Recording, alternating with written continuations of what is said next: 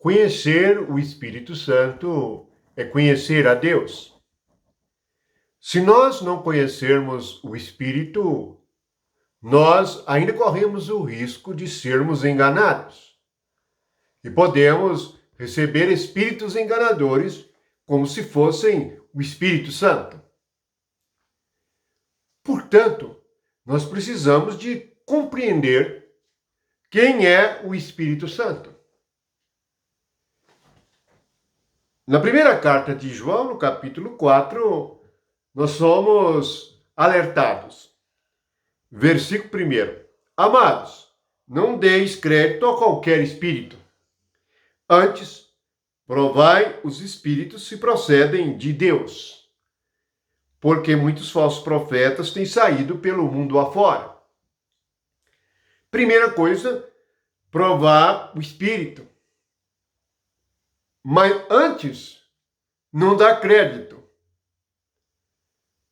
Porque nós só podemos provar o Espírito se nós não dermos crédito a ele.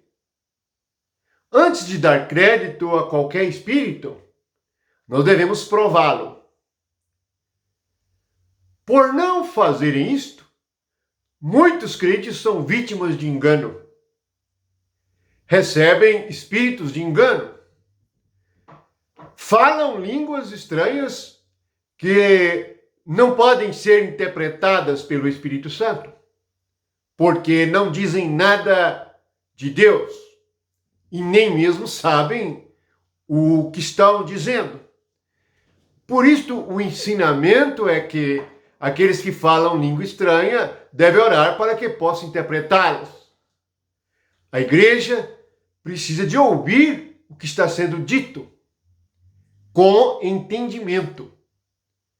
Por isso, aquele que fala a língua estranha, mas não interpreta ou não tem intérprete na igreja, ele deve falar só com Deus. E deve orar a Deus para interpretá-la, para não ser enganado. Isto livra a igreja do engano. Mas assim é com respeito a espíritos de engano. Mas e o Espírito Santo? Quem é o Espírito Santo? Como eu posso percebê-lo? Claro, a sua presença é uma presença gloriosa e maravilhosa. Mas as Escrituras nos revelam quem ele é, o que ele traz consigo mesmo. Não é que o Espírito Santo nos faça saltar, pular ou gritar. Não há este princípio nas Escrituras. O que o Espírito Santo traz? Vamos ver, primeiramente, em Isaías, capítulo 11, versículo 1 e 2. É uma profecia a respeito de Jesus Cristo. Mas o Espírito que nós recebemos agora, ele traz o Espírito de Jesus Cristo. Então, ele é riquíssimo, porque ele é chamado por João de unção.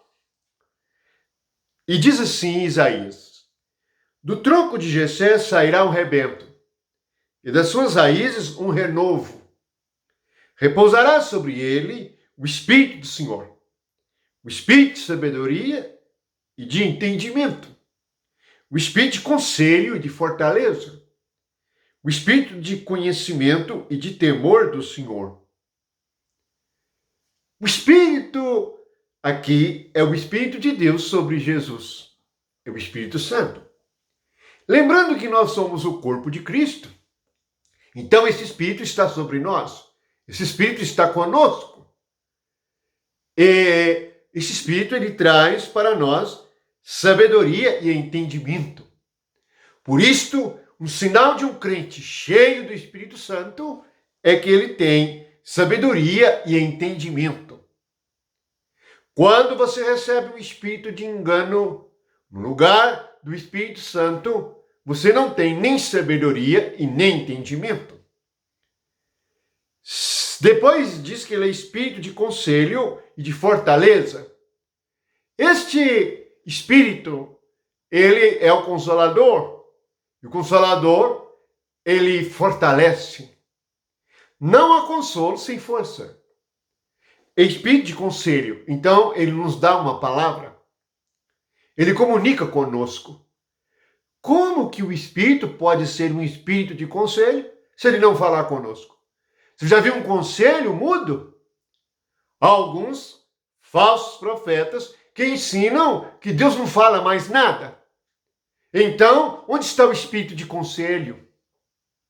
Se Jesus disse que o Espírito ia nos ensinar todas as coisas,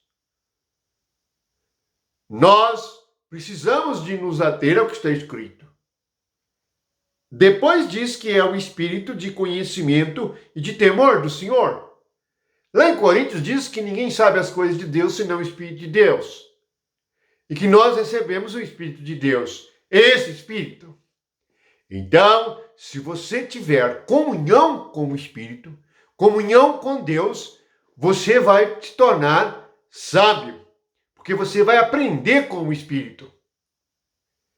Ele é a sabedoria, ele é o entendimento, ele é a palavra, o conselho, ele é a força, ele é o conhecimento. E nos ensina a temer o Senhor.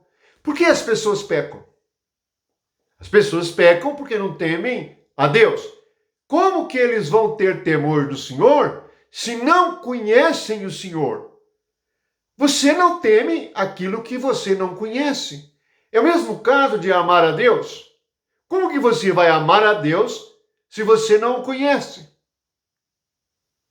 Portanto, nós recebemos esse Espírito. Isto é certo. A grande tristeza, e devemos lamentar, é que as igrejas não provam os Espíritos. Recebe o Espírito do homem, a conversa da carne, a pregação da carne, a gritaria da carne, como se fosse o Espírito Santo. Mas podemos ainda dizer mais sobre o Espírito Santo. No livro de Gálatas, ou na carta escrita aos Gálatas, nós temos o fruto que esse Espírito produz em nossa alma. E é assim o fruto do Espírito, Gálatas 5, 22. Amor, alegria, paz, longanimidade, benignidade, bondade, fidelidade, mansidão, domínio próprio. Oh, quão triste é que os crentes tenham se esquecido do que é o Espírito Santo. E tenham se entregado a espírito de engano. Jesus nos deu um espírito que santifica. E sem santificação ninguém verá o Senhor. Portanto, o Espírito que é santo, ele santifica. E quando somos santificados, nós temos comunhão com ele. E tudo isso é produzido em nossa alma. Então, a vida espiritual é muito rica, mas exige fé e obediência. A fé e a obediência nos fará sermos radicais contra o mundo, radicais contra os espíritos enganadores, radicais contra a carne. Mas para isto, precisamos conhecer o Espírito Santo. E quão rico é o Espírito. Ainda prosseguiremos a meditar no Deus vivo e verdadeiro. Fiquem na graça de Deus. Cresçam na fé. Confiem no Senhor. E Ele te esclarecerá, te iluminará. Pois que a vida do justo, ou a vereda do justo, o caminho do justo, é como a luz da aurora, que vai clareando pouco a pouco, até se tornar um dia perfeito. Bendito que vem no nome do Senhor, no poder do Espírito Santo. Amém.